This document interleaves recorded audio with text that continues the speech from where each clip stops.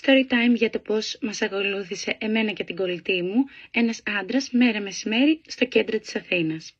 Θα ανοίξουμε παρέα αυτό εδώ για τα χείλη, το οποίο το πήρα πρόσφατα και δεν έχω προλάβει καθόλου να το ανοίξω. Είναι lip balms για τα χείλη με 3 γεύσεις. Είναι με berry, το άλλο με βανίλια και το άλλο με peach. Λοιπόν, λέω να δοκιμάσουμε παρέα το peach και συνεχίζω την ιστορία μου. Το έχει συμβεί πριν αρκετά χρόνια, θέλω να πω εδώ. Μυρίζει υπέροχα. Έχουν και σπατουλάκι, τώρα το παρατήρησα και θα δοκιμάσω και τις υπόλοιπες γεύσεις. Βέβαια τώρα η μία θα μπει πάνω στην άλλη, αλλά δεν με πειράζει καθόλου.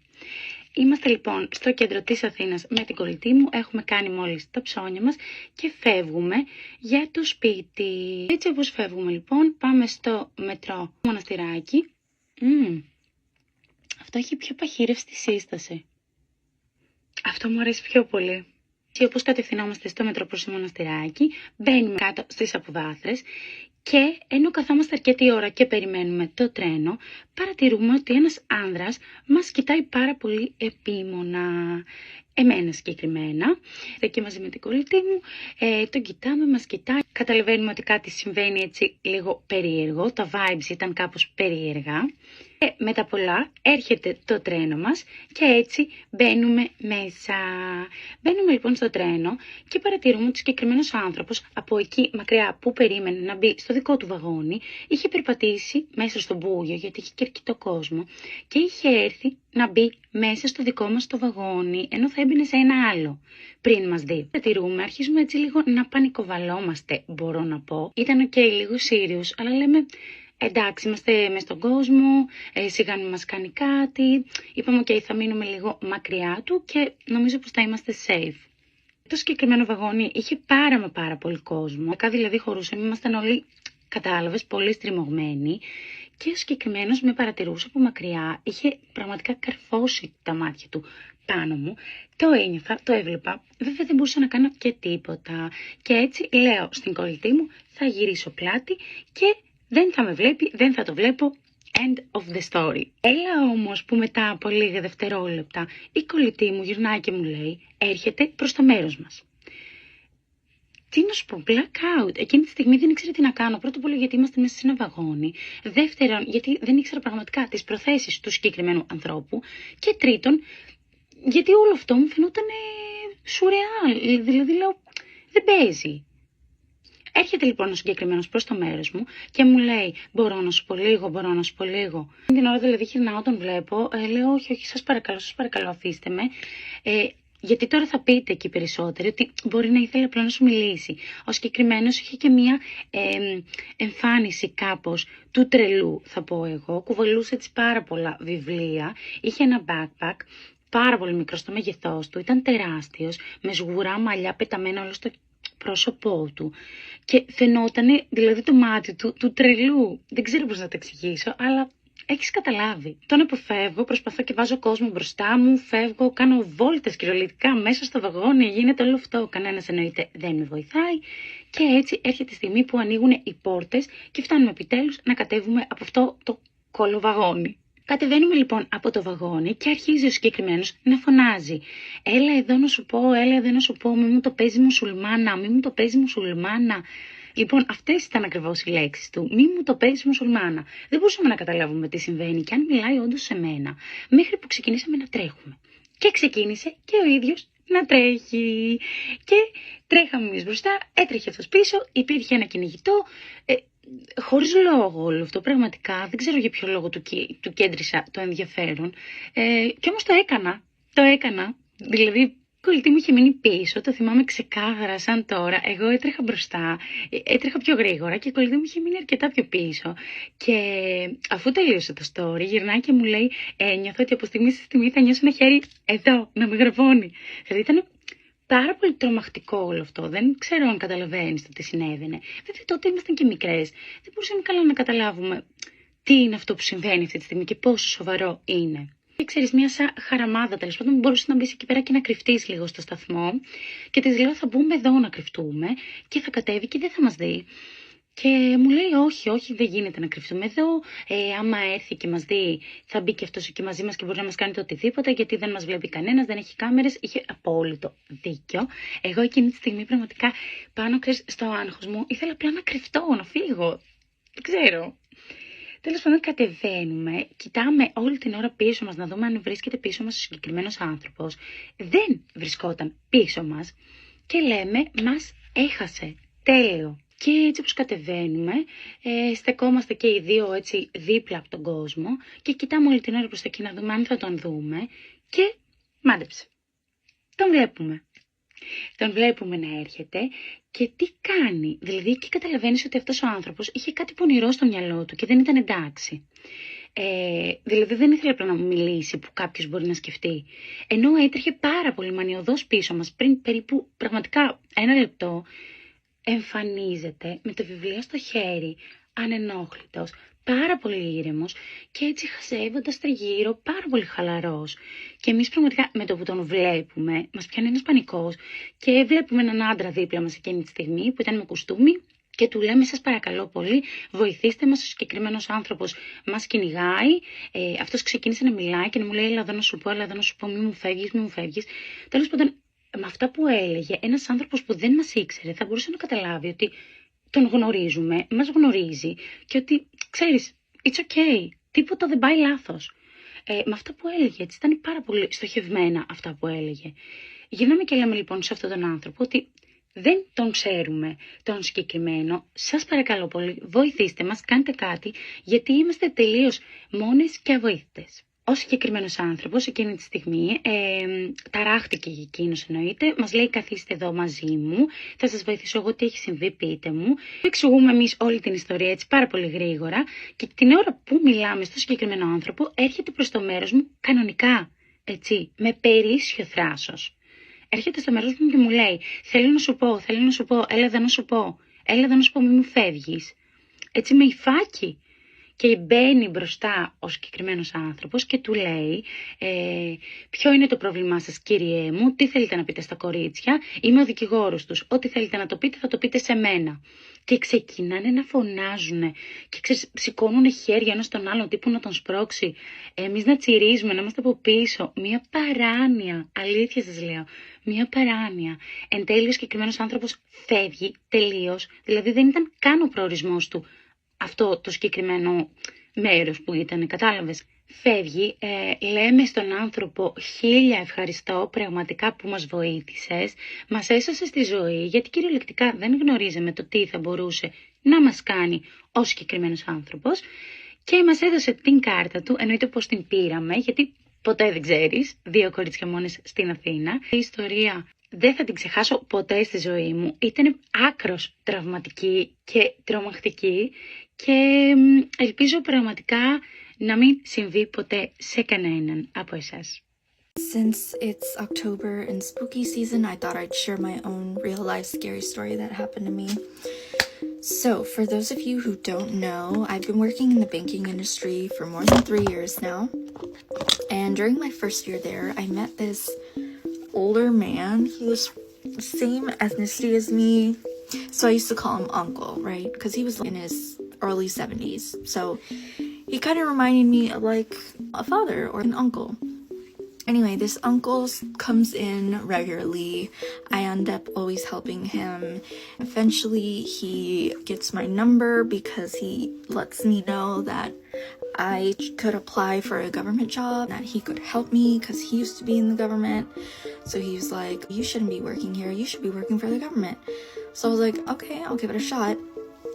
So anyway, he got my number. He texted me like instructions on what to do. Long story short, it didn't end up working out. Like, it went nowhere. Then he kept my number, but he would keep texting me occasionally saying like, I would love to take you out to lunch or dinner outside of work. Like, let me know when you're free. And I thought it was a nice, cute gesture. So I did go out with him once to dinner. We went to like Red Lobster. And at the dinner, I noticed like he would just talk all about himself and his life. He never would ask me anything. So I thought that was a little weird, but then I realized, okay, maybe he's just a lonely old man. He was married, he is married, but he didn't, you could tell like he wasn't happy. But like I never saw him creepy in that way until like later on. So fast forward to like a year later, he comes in regularly at the bank as usual, and then he starts like bringing me free food, like lunch, without even me asking, without even letting me know. What would you like to eat? My treat.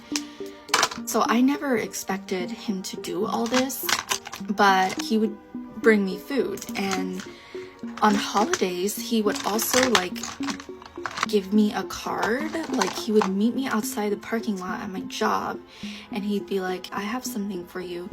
And he would give me like a card, like a holiday card or something, and inside it would have like cash in it. And I would be like, oh, like you didn't have to do this at all, like thank you so much.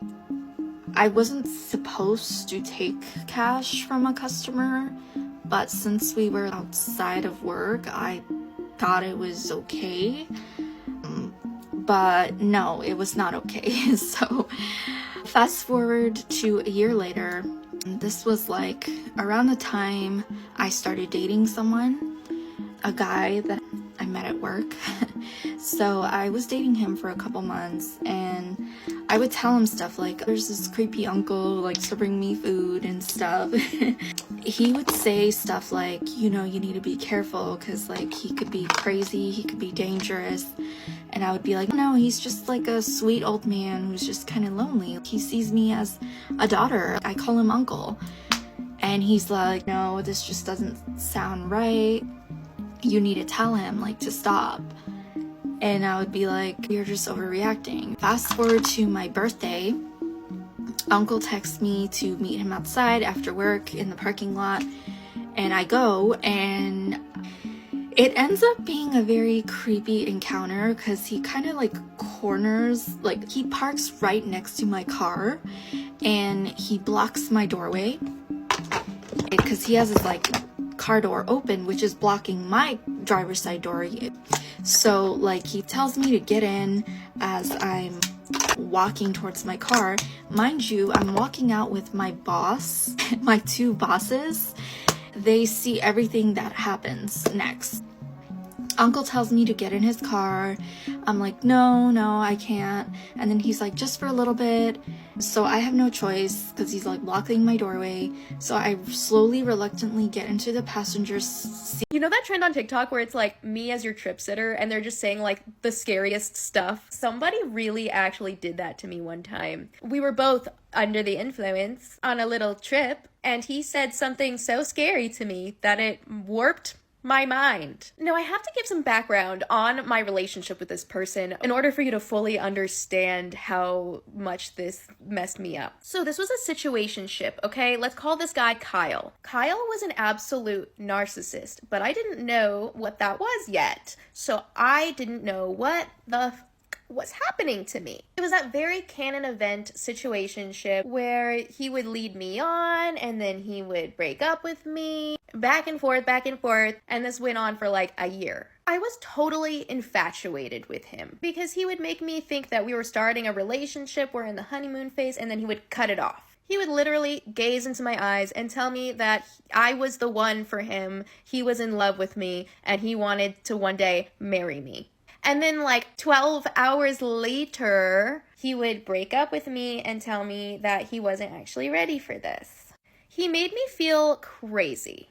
And he did it on purpose. He loved the ego boost of it all. But that's not the only way that he mined me, okay? Because he did something that I would later learn is called destiny swapping. It's what they call when a narcissist like steals your personality traits and makes you feel like you're so compatible, but they're actually just like pretending to be like you. And then they drop you and go basically be you with other people. I had never heard of destiny swapping before, so this freaked me out so bad. It would make me second guess myself as to whether I was doing something along those lines. If I was like taking traits from him. This was a time when I was partying a lot.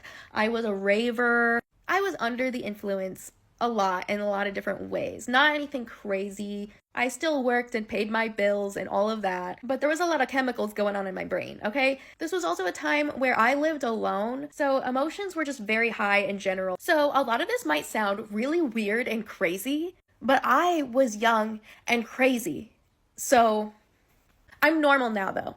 We knew each other from work, and we were both part of a very close friend group. In the beginning, when we were just friends, he helped me move into an apartment in his complex. So we were now neighbors. So even when we were just friends, we still lived by each other, still saw each other through our friends, and still helped each other out in neighborly ways. So we were very much in each other's lives. He would mind me so bad that I thought that I was crazy for having feelings for him, even though it made sense because he would act like he was in love with me every few months. But every time he broke up with me, he would act so casual, so whatever, even dating other girls and bringing them to our friend groups and stuff, that I started to think that I was just crazy and that I had no business having feelings for him because he clearly didn't feel that way for me. Like, I was very embarrassed and ashamed, okay? Mostly because it was really embarrassing that he knew I had feelings for him, so I would try to act like I didn't, but he knew and he totally got off on it. Like, he loved the ego boost of it all. That's all it ever really was at all for him. Can we show him the older homestead? Yeah, let's go. As you know. No, it's not. No, it's not.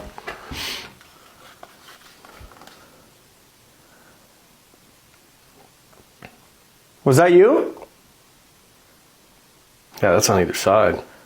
They went to both. Yeah. Hi friends, my name is Liera, and I lived in my own horror movie for 3 years. I want to get into part 1 of that story. I also wanted to say thank you so much to anybody that commented or liked that video or followed me because of it. The fact that people care about what I have to say at all about anything means so much to me, honestly. So, like, it made me so happy. So thank you so much. If you like ghost stories, the paranormal, the unexplained, anything like that, give me a follow. I'm going to get into this story. It's not all my TikTok is about, but it's definitely going to be my main focus for a little bit. If you like it, stick around. I want to give, though, as part of part 1, I want to just give a tiny bit of backstory real quick. I feel like it's important just to kind of set the scene. And it just kind of, it adds to the story.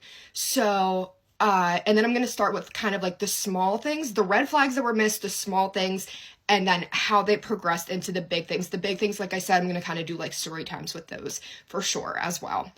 But to start off, so until I was 11, we lived in the house I was born in. I have 2 older sisters and 2 parents, and we lived in that house. Everything was great. Nothing weird ever happened there, whatever. We moved out when I was 11, and we moved into a super tiny apartment, and it was above my grandparents. So for that reason, I loved it because I could run down and hang out with my grandparents, but it was too small for us. Now at this time, my older sisters had both moved out, so they weren't in the house. So the apartment was just me and my parents, but it was definitely too small for the 3 of us.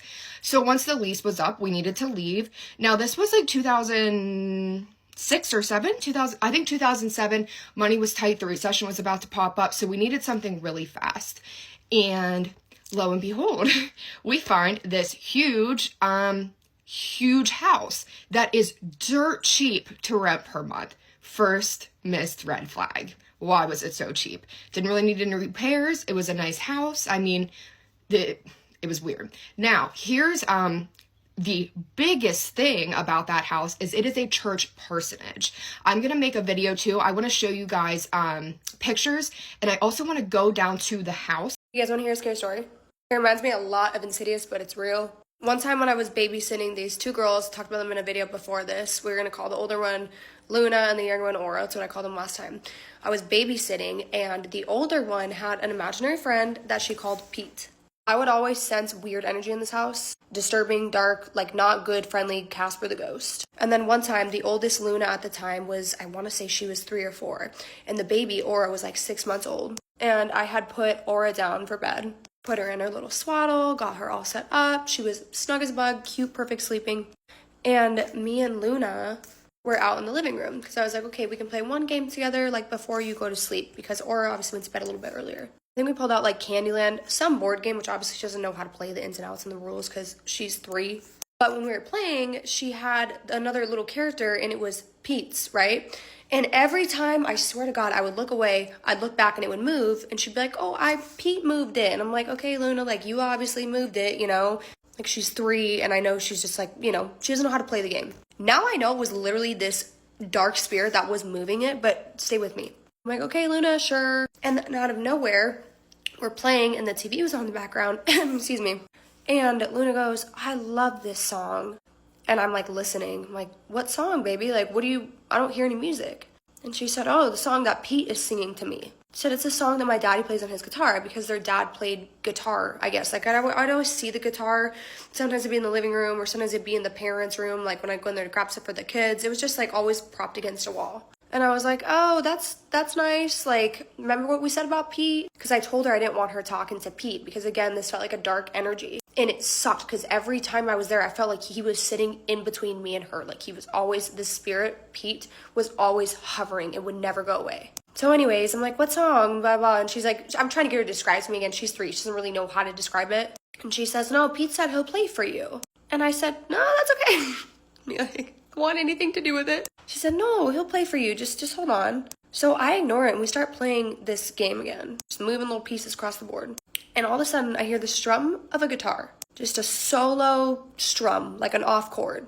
And I just get chills down my back because at this time the guitar was in the parents' room. I only knew that. I hadn't gone in their room that time, but because I heard it and their door was shut. And Luna jumps up. She's like, oh, I told you, Riley. Like, I told you. Pete said he'd show you the song. It's my favorite song. And I'm terrified. Like, I'm trying so hard to act cool. I don't know how this little girl is not so scared. But I'm just like, oh, okay, hold on. Let me just go look real quick because my immediate thought was like, maybe somebody's in the house, like a real person, because that sounded way too real. It literally was just a strum of a guitar. So I go into the parents' room, I turn on all lights, the guitar is just sitting against the wall. Nobody's in the house. I do a sweep, and I'm like really disturbed because every sweep I'm doing, I feel like something is just hovering and following me into every room I'm going into. So I finally sit back down with her. I'm like, okay, babe, let's watch like 10 more minutes of the show, and then like we're gonna go to bed. When I sat on the couch with her, it was the first time I felt like not super heavy, overpowering energy. And I'm like, whew, okay, like, but anyways, I was like, okay, this feels a little less heavy. Sorry, my dog's drinking water in the background. She's so loud. So I'm like, okay, I can breathe a little bit. And I pick up the baby monitor right next to us. You guys know what's coming. You've seen the scary movies because it literally was just like that.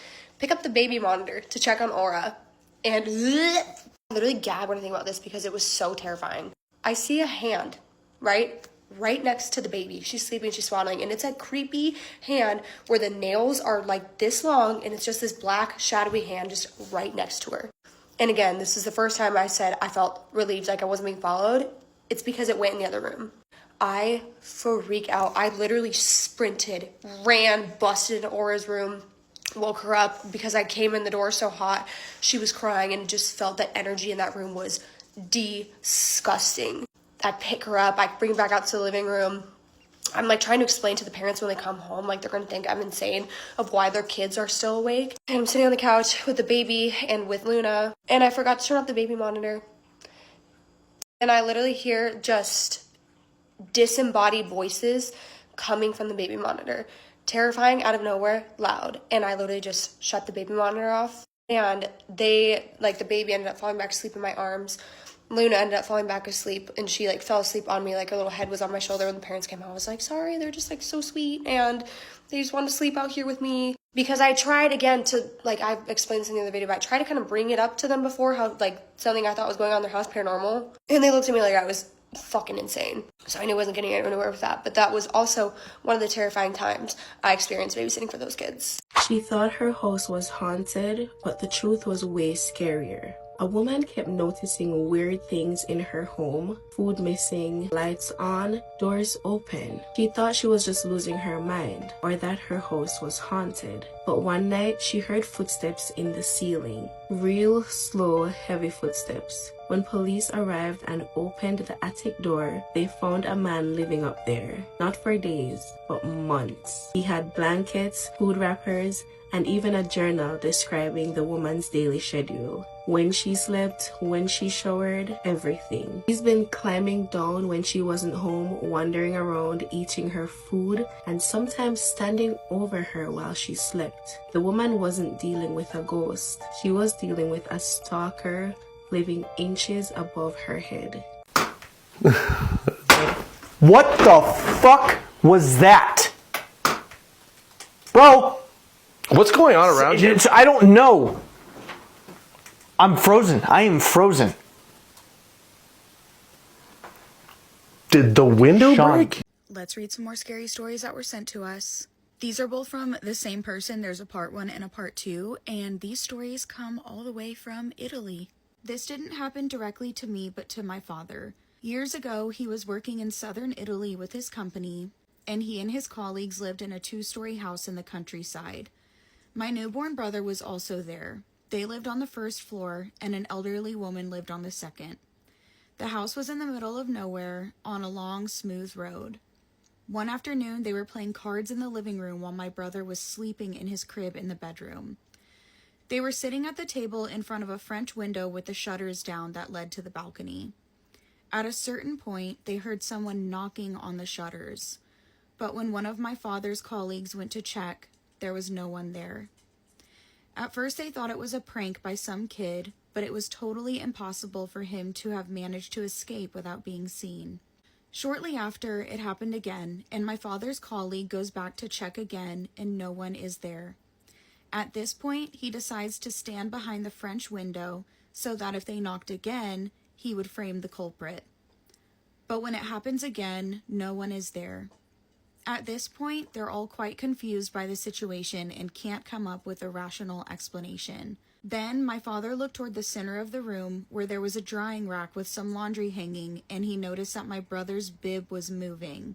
And everything was closed, so it couldn't have been the wind.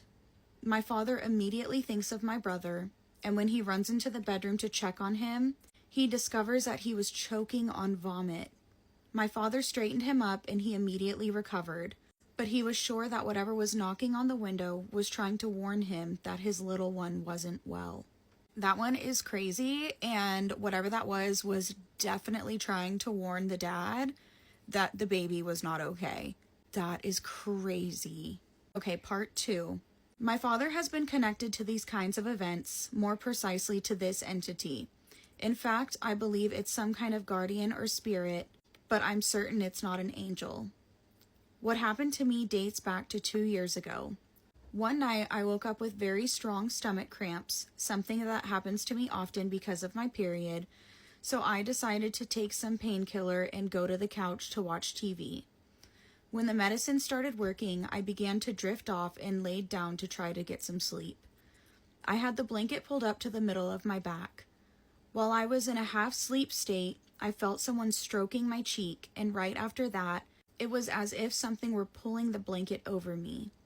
I thought I had imagined it, but when I opened my eyes, the blanket was actually pulled up. I asked my parents if it was them, and it wasn't. That evening, my father told me that he had seen a young man about 30 years old, dressed in 1960s style clothing, walking from the hallway to the kitchen. This entity has appeared to my father often, and according to him, it always seemed to be looking at me. But it doesn't end there. I think this entity actually wants to protect me, or maybe punish me for my mistakes. Last year, my best friend slept over at my place for the first time. In the morning, I found her awake at 5 a.m., and she kept telling me that she heard someone knocking on the window shutter. I told her that she probably imagined it or was dreaming, but she had recorded it. You could actually hear someone knocking. Shortly after, I got out of bed and felt a strong burning sensation on my leg. When I checked, there were 2 scratch marks. Today, my best friend and I have argued and lost contact because of very rude and mean behavior that she showed towards me. I am sure the entity wanted to warn me to be careful with her, or at least it wanted to scare her. Maybe this spirit has like a crush on her, or is just protective over her. It does kind of sound like at the end that maybe the spirit was trying to warn her that her friend wasn't a good friend, and maybe the entity was trying to scare her friend so she wouldn't come back. I don't know. What do y'all think?